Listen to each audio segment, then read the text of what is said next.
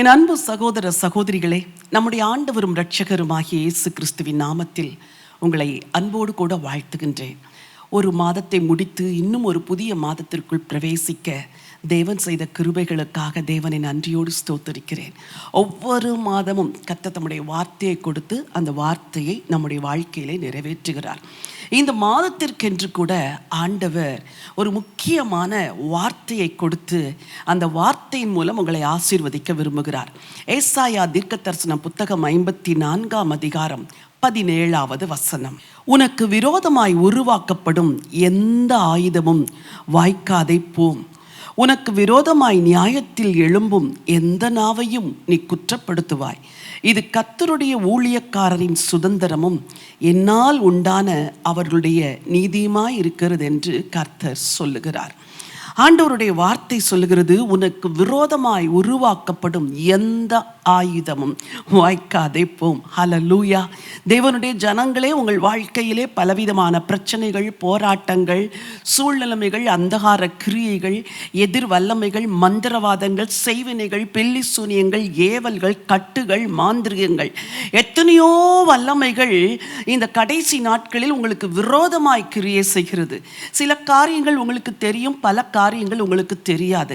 ஆனால் ஆண்டவருடைய வார்த்தை சொல்லுகிறது, உனக்கு விரோதமாய் உருவாக்கப்படும் எந்த ஆயுதமும் வாய்க்காதே போம். ஹல்லேலூயா. ஆண்டவர் சொல்லுகிறார், இது கர்த்தருடைய ஊழியக்காரரின் சுதந்திரமும் என்னால் உண்டான அவர்களுடைய நீதியுமாய் இருக்கிறது. இவ்வளோ பெரிய ஒரு அருமையான வார்த்தை. உங்களுக்கு விரோதமாய் உருவாக்கப்படுகிற ஆயுதங்கள் வாய்க்காதே போகும் என்பது உங்களுடைய சுதந்திரம். ஆண்டவர் அதை உங்களுக்கு சுதந்திரமாய் கொடுத்திருக்கிறார். கர்த்தர் சுதந்திரமாய் கொடுத்திருப்பார் என்றால் நீங்கள் அதை சுதந்திரிக்க வேண்டியது அவசியம். ஆனால் நீங்கள் என்ன பண்ணுகிறீர்கள்? உள்ளத்தில் பயந்து, ஐயோ எனக்கு விரோதமாய் இப்படி வல்லமைகள் எழும்புகிறது, எனக்கு விரோதமாய் இப்படி போராட்டம் இருக்கிறது, பிசாசு கிரியை செய்கிறான், மனிதர்கள் எழும்புகிறார்கள், நான் என்ன செய்வேன் என்று திகைக்கிறீர்கள். அன்பு சகோதரனே, அன்பு சகோதரியே, உங்களுக்கு நான் சொல்லுகிறேன், இந்த மாதம் மட்டுமல்ல, வருகிற மாதங்களில் எல்லாம் உங்களுக்கு விரோதமாய் உருவாக்கப்படும் எந்த ஆயுதமும், அந்த வார்த்தை அருமையா இருக்கிறது, எந்த ஆயுதமும் அது வாய்க்காதே போம். எவ்வளோ ஒரு அற்புதமான ஒரு வார்த்தை.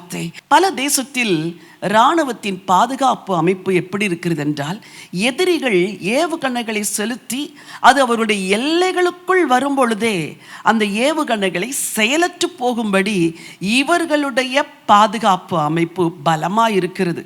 இப்படி ஒவ்வொரு தேசத்திலும் தங்களை பாதுகாத்து கொள்ள ஒவ்வொரு தேசத்தின் இராணுவமும் பலத்த ஒரு எதிர் வல்லமையை உருவாக்கி வைத்திருக்கிறது.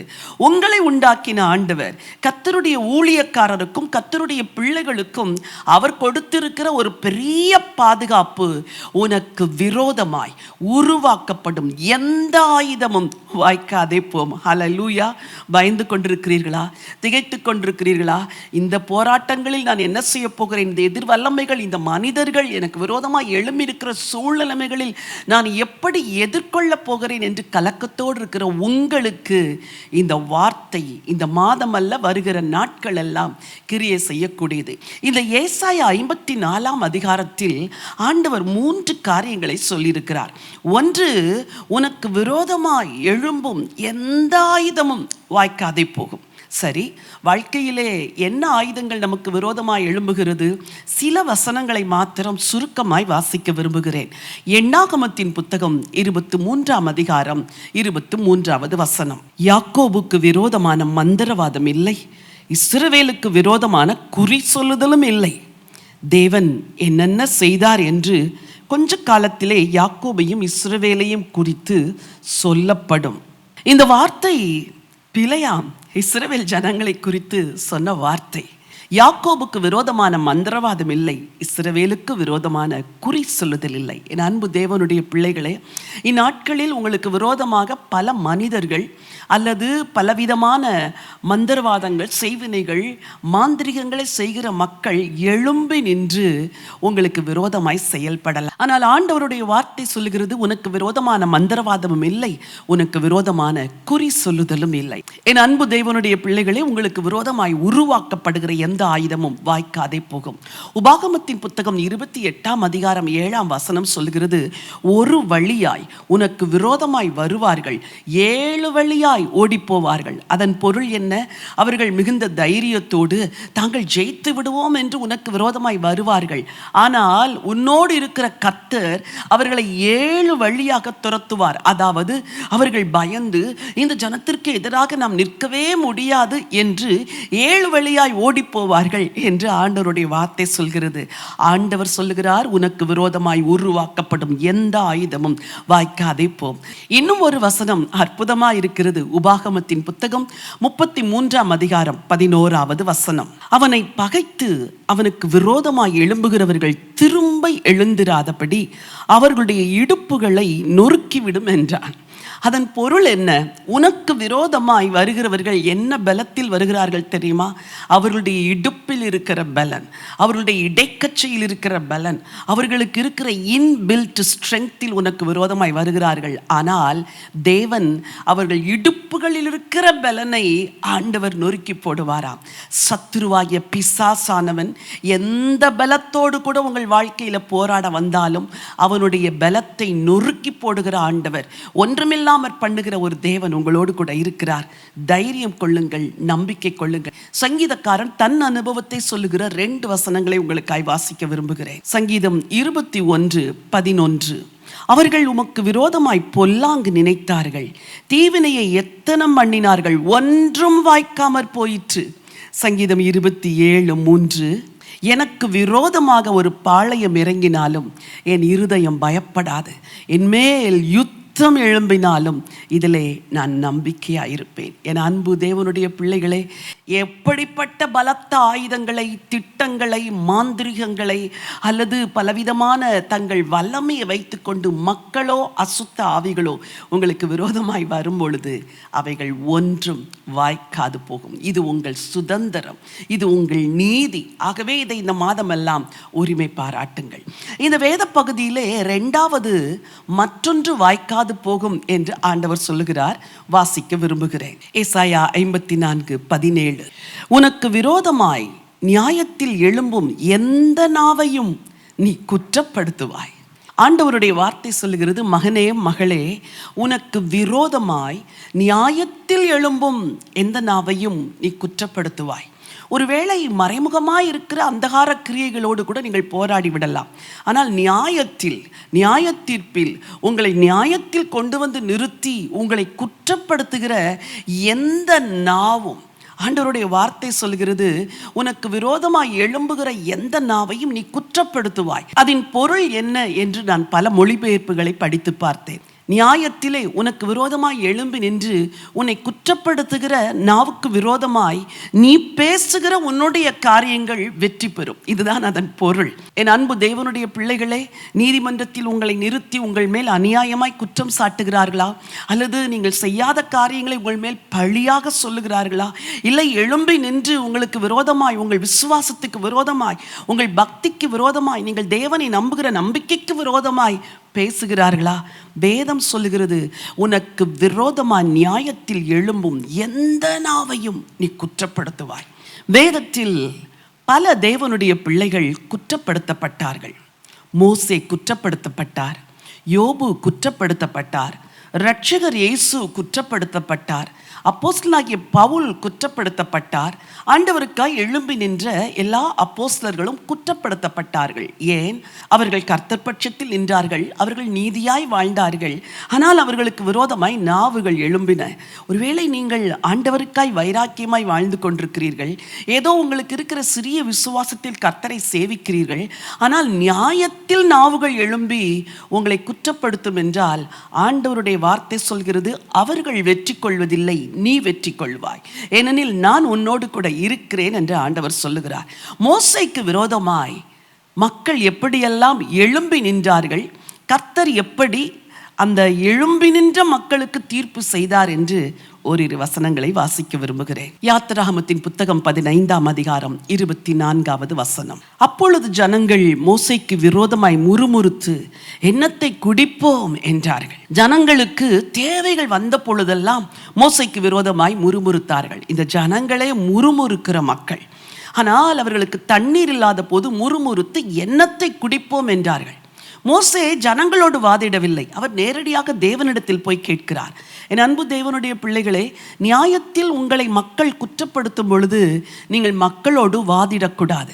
நீங்கள் தேவனிடத்தில் உங்கள் நியாயத்தை எடுத்துச் செல்ல வேண்டும். வசனம் சொல்கிறது, அங்கே அவர்களுக்கு ஒரு மரத்தை காண்பித்தார் என்று. ஆண்டவருடைய வார்த்தை அற்புதமாக இருக்கிறது. மக்கள் குற்றப்படுத்தும் பொழுது தேவன் வந்து நின்று, மோசே, நான் உன் பட்சத்தில் நிற்கிறேன், நான் இந்த ஜனங்களுக்கு ஒரு தீர்வு செய்வேன் என்று கர்த்தரே தீர்ப்பை கொடுக்கிறார். வேறு சில இடங்களிலும் கூட மக்கள் முறுமுறுத்ததையும் கர்த்தர் கிரியை செய்ததையும் வாசிக்க விரும்புகிறேன். உங்களுக்கும் கர்த்தர் அப்படித்தான் கிரியை செய்வார். நீங்கள் மௌனமாயிருங்கள், உங்கள் நியாயத்தை ஆண்டவரிடத்தில் எடுத்துச் செல்லுங்கள், தேவன் உங்களுக்கு நியாயம் செய்வார். யாத்திராகமம் 16:2. அந்த வனாந்தரத்திலே இஸ்ரவேல் புத்திரராகிய சபையார் எல்லாரும் மோசேக்கும் ஆரோனுக்கும் விரோதமாய் முறுமுறுத்து, நாங்கள் இறைச்சி பாத்திரங்கள் அண்டையில் உட்கார்ந்து அப்பத்தை திருப்தியாய் சாப்பிட்ட எகிப்து தேசத்திலே கர்த்தர் கையால் செத்துப்போவோமானால் தாவிலை. அவர்களுக்கு இறைச்சி கிடைக்கவில்லை, முறுமுறுக்கிறார்கள். மோசே தேவனை நோக்கி கெஞ்சுகிறார். தேவன் கிரியை செய்கிறார். பாளையத்தை சுற்றிலும் காடைகள் வந்து விழுகிறது. தேவன் கிரியை செய்தார் மோசேக்காக. யாத்திராகமம் 17:2. அப்பொழுது ஜனங்கள் மோசேயோட வாதாடி, நாங்கள் குடிக்கிறதற்கு எங்களுக்கு தண்ணீர் தர வேண்டும் என்றார்கள். அதற்கு மோசே, என்னோடே ஏன் வாதாடுகிறீர்கள்? கர்த்தரை ஏன் பரீட்சை பார்க்கிறீர்கள் என்றான். தண்ணீர் கசப்பாய் இருந்தது. மோசேக்கு விரோதமாய் முறுமுறுத்தார்கள். கர்த்தர் பரிகாரம் செய்தார். இறைச்சி கிடைக்கவில்லை. மோசேக்கு விரோதமாய் முறுமுறுத்தார்கள். கர்த்தர் அற்புதம் செய்தார். அதன் பிறகு தண்ணீர் குடிப்பதற்கு இல்லாதிருந்தது. மோசேக்கு விரோதமாய் முறுமுறுத்தார்கள். மோசே ஆண்டவரை நோக்கி விண்ணப்பம் செய்கிறார். கர்த்தர் கன்மலையை அடிக்க சொல்லி அதிலிருந்து தண்ணீரை கொடுக்கிறார். ஒரு இடத்தில் கூட, ஒரே ஒரு இடத்தில் கூட கர்த்தர் மோசேயை விட்டு கொடுக்கவில்லை. எல்லா இடத்திலும் மக்கள் மோசேயை நியாயத்தில் குற்றம் சாட்டும் பொழுது கர்த்தர் கூட நின்று அந்த நாவுகளின் வார்த்தைகளின்படி ஜெயம் உண்டாகாதபடி கர்த்தருடைய வார்த்தையின்படி அங்கு ஜெயம் உண்டாக செய்தார். தேவ ஜனங்களே, தேவனை விசுவாசிக்கிற தேவ மகனே, தேவ மகளே, உன்னை நியாயத்தில் குற்றப்படுத்துகிற நாவுகளுக்கு விரோதமாக நீ எதுவும் பேசாதே, நீங்கள் எதுவும் பேசாதிருங்கள், மௌனமாயிருங்கள். தேவன் இறங்கி வருவார். அவர் உங்கள் நாவிலே கொடுக்கிற வார்த்தைகளை கொண்டு, அவர் செய்கிற கிரியைகளை கொண்டு உங்களுக்கு பெரிய ஜெயத்தை தருவார். இந்த மாதம் கர்த்தர் அதை செய்வார். உங்களுக்கு விரோதமாக எழும்பி நிற்கிற எல்லா காரியங்களும், குற்றப்படுத்துகிற காரியங்கள் எல்லாம் வாய்க்காதபடி செய்து, நீங்கள் ஆண்டவருடைய ஊழியக்காரர் என்றும், நீங்கள் தேவனுடைய இரத்தத்தால் கழுவப்பட்ட மகன் என்றும் மகள் என்றும் கர்த்தர் நிரூபிப்பார்.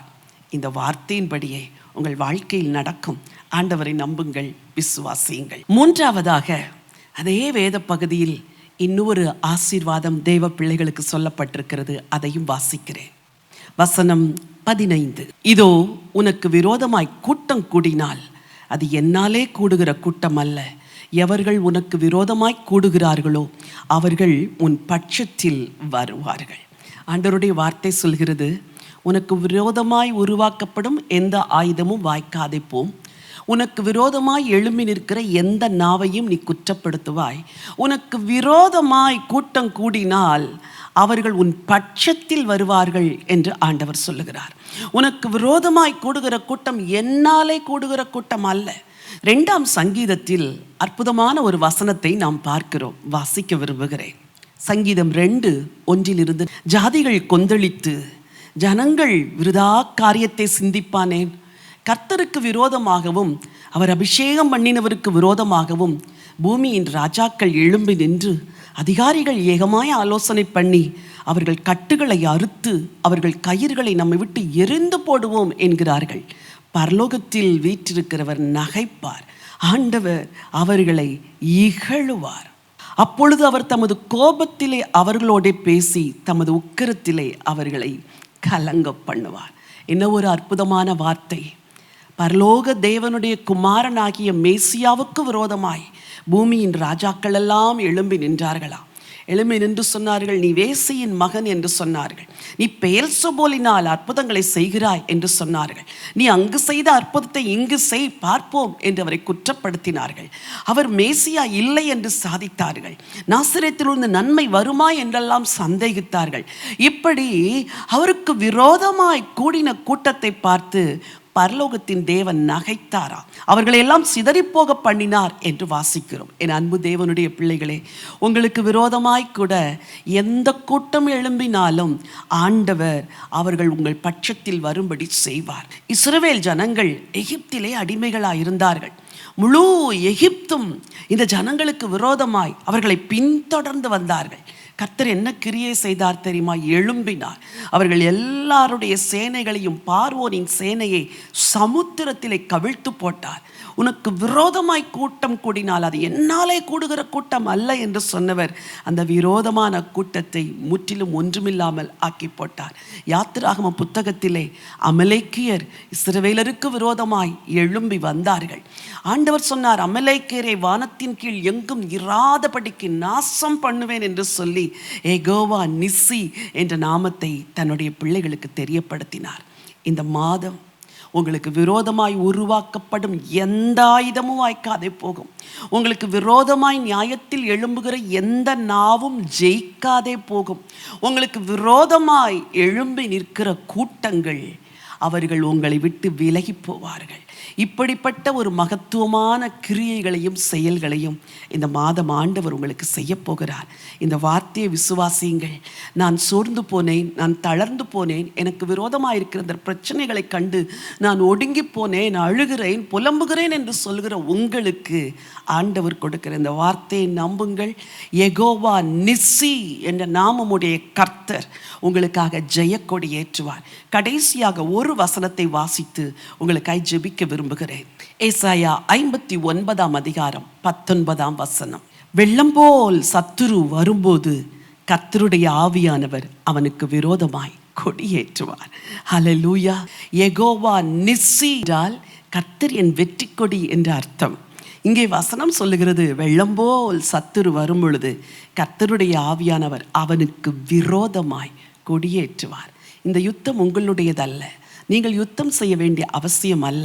கர்த்தருடைய ஆவியானவர் வெள்ளம் போல வருகிற சத்துருவுக்கு விரோதமாய் கொடியேற்றுகிற மாதம் இது, கொடியேற்றுகிற நாட்கள் இது. அந்த தேவனிடத்தில் எல்லாவற்றையும் ஒப்புக்கொடுங்கள், அவர் பார்த்து கொள்ளுவார். உங்களுக்காய் ஜெபிக்க விரும்புகிறேன். அன்பின் தேவனே, பரலோகத்தின் ஆண்டவரே, உம்முடைய ஜீவனுள்ள வார்த்தைகளுக்காக உமக்கு நாங்கள் நன்றி செலுத்துகிறோப்பா. ஒவ்வொரு மாதமும் எங்களுக்கு ஒரு வசனத்தை கொடுத்து அந்த வசனத்தை சார்ந்து கொள்ளும்படி எங்களை நடத்துறீங்களே, அதற்காக உமக்கு ஸ்தோத்திரம். கடந்த மாதம் சகலவற்றையும் திருப்பிக் கொள்ளுவாய் என்று சொன்னீர். எத்தனையோ காரியங்களை நாங்கள் திருப்பிக் கொண்டோம் ஆண்டவரே. ஆண்டவரே ஸ்தோத்திரம். எங்களுக்கு பலனில்லாத நேரத்திலும் ஆண்டவர் எங்களை திடப்படுத்தி எல்லாவற்றையும் திருப்பிக் கொள்ளும்படி அனுக்கிரகம் செஞ்சீங்களே, அதற்காக ஸ்தோத்திரம். இந்த மாதத்திலும் கூட உனக்கு விரோதமாய் உருவாக்கப்படும் எந்த ஆயுதமும் வாய்க்காதே போகும் என்று சொன்னீங்களப்பா. இந்த வார்த்தையை நம்புகிறோம். உங்க பிள்ளைகளுடைய ஆண்டவரே சிந்தைக்கு விரோதமாய், சரீரத்திற்கு விரோதமாய், சுகத்திற்கு விரோதமாய், குடும்பத்திற்கு விரோதமாய், தொழிலுக்கு விரோதமாய், ஆசீர்வாதத்துக்கு விரோதமாய், குடும்ப சமாதானத்துக்கு விரோதமாய் ஆண்டவரே போராடுகிற எல்லா சத்துருடைய கிரியைகளும் ஆண்டவர் இயேசுவின் நாமத்தில் வாய்க்காதே போகட்டும் என்று சொல்லி உம்முடைய அடியாள் நான் ஜெபம் பண்ணுகிறேன். ஆண்டவரே உனக்கு விரோதமாய் நியாயத்தில் எழும்பும் எந்த நாவையும் நீ குற்றப்படுத்துவாய் என்று சொன்னீங்கப்பா. நியாயத்தில் எழும்புகிற நாவுகள் ஜெயிக்காது, உங்க பிள்ளைகளுடைய வார்த்தைகளை மேற்கொள்ளும் என்று சொல்லி நாங்கள் நம்புகிறோம். ஆண்டவரே, நாங்கள் விசுவாசிக்கிறோம். உம்முடைய ஜீவனுள்ள வார்த்தைகளை நம்புகிறோம். யார் யார் வாழ்க்கையிலே நியாயத்தில் எழும்பி நின்று அவர்களுக்கு விரோதமாய் பேசுகிற நாவுகள் இருக்கிறதோ எல்லாருடைய வாழ்க்கையிலும் கர்த்தருடைய வார்த்தை ஜெயிப்பதாக. மோசையோடு கூட இருந்து நீர் காரியங்களை மாற்றி போட்டீரே, அதே போல ஆண்டவரே இவர்களோடு கூட இருந்து என் வார்த்தையை கேட்கிற ஒவ்வொரு குடும்பத்தாரோடு, ஒவ்வொரு சகோதரனோடு, ஒவ்வொரு சகோதரியோடு, ஒவ்வொரு தாயோடு, தகப்பனோடு ஆண்டவருடைய கரம் இருக்கட்டும். ஒவ்வொரு வாலிபனோடு, வாலிப பெண்ணோடு உம்முடைய கரம் இருந்து ஆண்டவரே நியாயத்தில் ஜெயத்தை கொடுக்க போகிறதற்காக ஸ்தோத்திரம். விரோதமாய் கூடுகிறவர்கள் ஒரு வழியாய் வருகிறவர்கள் ஏழு வழி புத்திசாலியாய் ஓடி போகிறதற்காய் உங்களுக்கு நாங்கள் நன்றி செலுத்துகிறோப்பா. ஜெயத்தை எடுக்கிறோம். எகோவா நிசியாகிய கர்த்தர் யுத்தத்தை நடத்துகிறதற்காய் நன்றி. ஆவியானவர் கொடியேற்றுகிறதற்காக உமக்கு நன்றி. உங்க ஜனங்களை ஆசீர்வதிங்க. இந்த வார்த்தையை விசுவாசித்து இந்த மாதத்தை துவங்குகிறோம் ஆண்டவரே. இந்த வசனத்தின்படி இந்த மாதத்தை துவங்குகிறோம். ஒரு அசுத்த வல்லமைகள் உங்க பிள்ளைங்களை மேற்கொள்ள கூடாது. யார் யாருடைய வீடுகளில் எல்லாம் அந்தகார கிரியைகள், செய்வினைகள், கட்டுகள், மந்திரவாதங்கள், ஏவல்கள் உங்க பிள்ளைகளுக்கு விரோதமாய் வைக்கப்பட்டிருக்கிறதோ, இந்த வசனத்தின் அடிப்படையில், ஏசாயா 54:17 அடிப்படையில் உம்முடைய அடியாள் நான் ஜெபம் பண்ணுகிறேன். என்னோடு இணைந்து ஜெபிக்கிற ஒவ்வொரு குடும்பத்துக்கு விரோதமாய் எழும்பி நிற்கிற ஆயுதங்கள் வாய்க்காது போகட்டும் ஆண்டவரே. மந்திரவாதங்கள் வாய்க்காது போகட்டும், செய்வினைகள் வாய்க்காது போகட்டும், வியாதிகள், வியாதியின் கூறுகள், சத்துரு கொண்டு வந்து போட்ட எல்லா திட்டங்களும் செயலற்று போகட்டும் என்று சொல்லி முடிய அடியாள் ஜெபம் பண்ணுகிறேன். உங்க பிள்ளைங்களை விடுதலை செய்யுங்க, ஆசீர்வதிங்க. ஒரு ஜெயத்தின் மாதமாய் எகோவா நிசி கர்த்தர் எங்கள் வெற்றி கொடி என்று சொல்லி இந்த மாதம் எல்லாம் ஆண்டவரே ஜெயத்தின் மாதமாய் நாங்கள் டிக்ளேர் பண்றோம் ஆண்டவரே. கர்த்தரும் அப்படியே ஆம் என்றும் ஆமேன் என்று சொல்லுகிறதற்காய் உங்களுக்கு கோடான கொடி ஸ்தோத்திரம். வெள்ளம் போல சத்துரு எந்தெந்த வீடுகளில் வந்தானோ எல்லா வீடுகளிலும் ஆவியானவர் கொடியேற்றுகிறதற்காக ஸ்தோத்திரம். எந்தெந்த ஊழியங்களுக்கு விரோதமாய் வந்தானோ எல்லா இடங்களிலும் ஆவியானவர் கொடியேற்றுகிறதற்காய் ஸ்தோத்திரம். தேசத்தில் வெள்ளம் போல சத்துரு வருகிற ஒவ்வொரு காரியங்களிலும் ஆவியானவர் கொடியேற்றுகிறதற்காய் உங்களுக்கு நன்றி அப்பா. உங்க ஜனங்களை ஆசீர்வதிங்க. இந்த மாதமெல்லாம் ஜெயமாய் நடத்தும்படியா ஜெபிக்கிறேன். மீட்பெரும் இரட்சகருமாம் இயேசு கிறிஸ்துவின் நாமத்தில் வேண்டிக் கொள்கிறேன் ஜீவனுள்ள நல்ல பிதாவே. ஆமேன், ஆமேன். என் அன்புக்குரியவர்களே, ஆண்டவர் இந்த மாதம் உங்களுக்கு ஜெயத்தை கொடுக்கிற மாதம். உங்களுக்கு விரோதமாய் உருவாக்கப்படும் எந்த ஆயுதமும் வாய்க்காது போகும். கர்த்தரே கூட நின்று யுத்தங்களை நடத்துவார். தைரியத்தோடு இந்த மாதத்தை துவங்கி தைரியத்தோடு இந்த மாதத்திற்குள் கடந்து செல்லுங்கள். கர்த்தருடைய சமாதானமும் ஆசீர்வாதமும் உங்கள் எல்லாருடைய சிரசின் மேலும் தங்கட்டும் என்று வாழ்த்தி ஆசீர்வதிக்கிறேன். இந்த செய்தியின் மூலமாய் நீங்கள் ஆசீர்வதிக்கப்பட்டிருப்பீர்கள் என்றால் தயவு செய்து இந்த செய்தியை பிறருக்கு, உங்களால் இயன்ற மட்டும் பிறருக்கு பகிர்ந்து கொள்ளுங்கள். வார்த்தைக்காய் ஏங்கி நிற்கிற மக்கள் வார்த்தையினால் ஆசீர்வாதத்தை பெற்றுக்கொள்ளட்டும். God bless you.